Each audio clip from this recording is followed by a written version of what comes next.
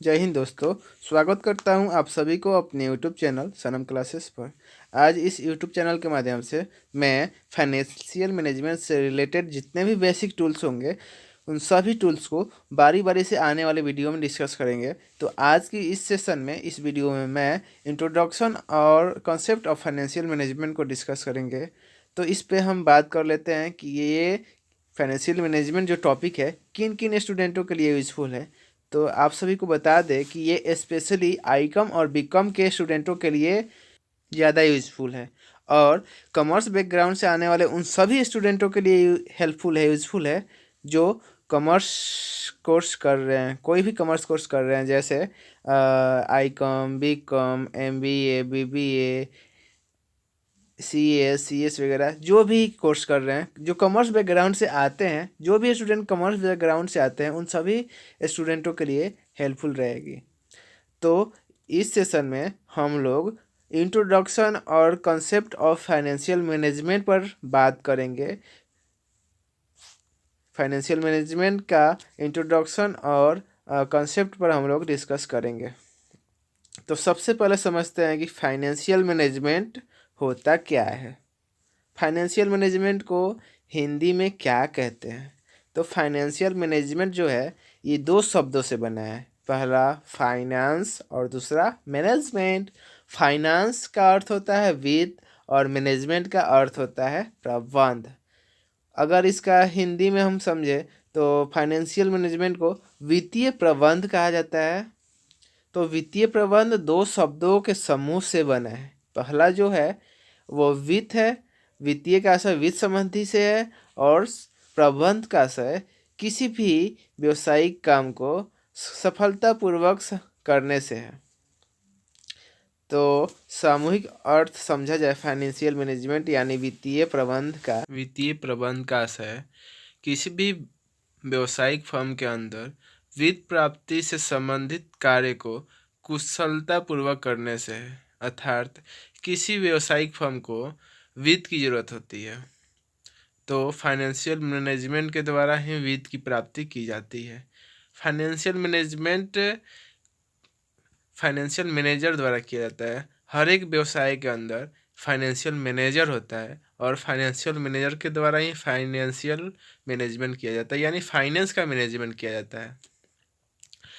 आजकल सभी प्रकार के व्यवसायों में वित्त की आवश्यकता होती है, क्योंकि कोई भी व्यवसाय वित्त पर ही आश्रित होती है। जैसे मनुष्यों के शरीर का अंगों का संचालन रक्त पे आधारित है। रक्त के बिना मनुष्य के शरीरों के विभिन्न प्रकार के अंगों का संचालन नहीं हो पाएगा। ठीक उसी प्रकार वित्त के बिना ही व्यवसाय अधूरा है।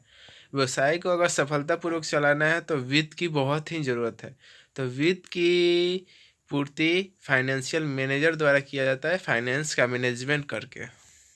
अगर एग्जाम्पल के तौर पे समझा जाए तो मान लीजिए मिस्टर राम को एक व्यावसायिक फर्म का स्थापना करना है, एक व्यावसायिक फर्म राम को खोलना है। तो राम को व्यावसायिक फर्म खोलने के लिए सबसे पहले लैंड की ज़रूरत पड़ेगी। लैंड के अलावा बहुत सारे एसेट्स जैसे land, building, machinery and plant, raw material, furniture और भी बहुत सारे एसेट्स की ज़रूरत होगी। तो इन सभी ज़रूरतों को पूरा करने के लिए मिस्टर राम के पास फाइनेंस होना चाहिए, रुपया पैसा होना चाहिए। तो इन सभी ज़रूरतों को पूरा करने के लिए उनके पास पर्याप्त मात्रा में पैसा नहीं है, तो वो फाइनेंस लेंगे, यानी लोन लेंगे, किसी बैंक से या किसी पर्सन से लोन लेंगे और व्यवसायिक फर्म खोलेंगे। तो व्यवसायिक फर्म खोलने के लिए जितने भी एसेट हैं उन सभी एसेट का परचेस करने के लिए जो भी उन्होंने प्रक्रियाएं की, जैसे लोन ली, बैंक से लोन ली, तो इन सभी प्रक्रियाएं को ही फाइनेंशियल मैनेजमेंट कहते हैं। फाइनेंशियल मैनेजमेंट को व्यवसायिक जगत का रक्त माना जाता है, क्योंकि फाइनेंशियल मैनेजमेंट के बिना कोई भी व्यवसाय का संचालन नहीं कर पाएगा आदमी, क्योंकि फाइनेंशियल मैनेजमेंट के द्वारा ही हम व्यवसाय का संचालन से, व्यवसायिक फर्म से प्रॉफिट अर्न करते हैं। किसी भी व्यवसायिक फर्म के अंदर यदि फाइनेंशियल मैनेजमेंट किया जा रहा है तो फाइनेंशियल मैनेजर का मुख्य दो ही ऑब्जेक्टिव्स रहता है। पहला कि अधिकतम प्रॉफिट अर्न करे, और दूसरा कि उसके जो एसेट्स है उनके वैल्यू में इंक्रीजिंग हो, मतलब संपत्ति के मूल्यों में वृद्धि हो। ये मेन ऑब्जेक्टिव्स रहते हैं फाइनेंशियल मैनेजमेंट का। एक और एग्जांपल लेते हैं, जैसे मिस्टर मोहन है, उनका बहुत पुराना एक बिजनेस फर्म है।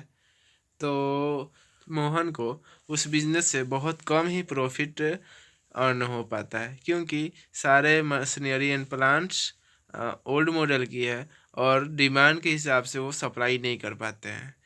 तो अधिक प्रॉफिट के लिए और सप्लाई की पूर्ति करने के लिए, डिमांड की पूर्ति करने के लिए उन्हें नई टेक्नोलॉजी की प्लांट एंड मशीनरी अपने फर्म के अंदर, अपने बिजनेस फर्म के अंदर लगानी पड़ेंगी।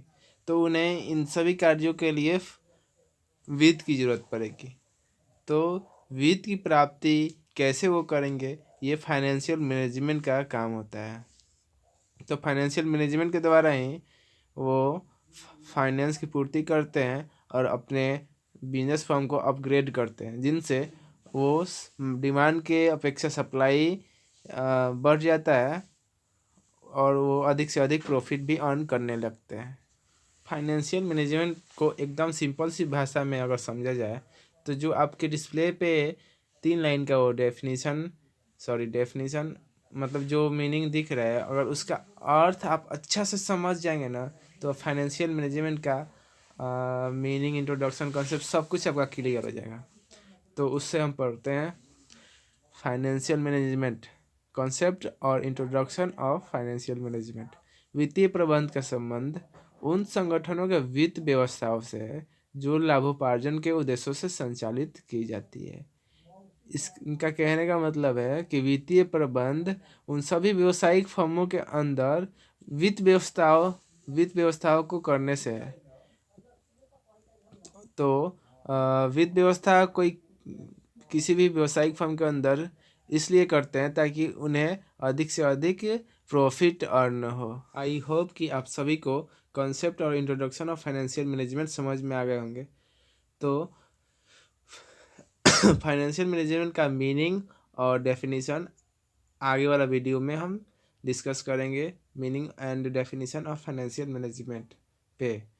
तो आप सभी से रिक्वेस्ट है, यदि मेरे वीडियो पसंद आए होंगे तो लाइक और सब्सक्राइब करना ना भूलिएगा और अपने दोस्तों के पास भी शेयर कर दीजिएगा। Thank you.